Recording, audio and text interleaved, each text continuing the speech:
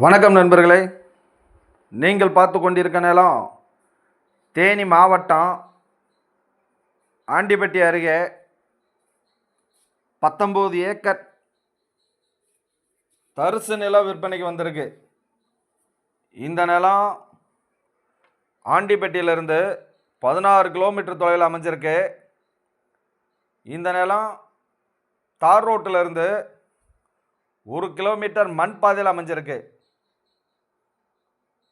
இந்த நிலத்தில் போரோ சர்வீஸோ கிடையாது.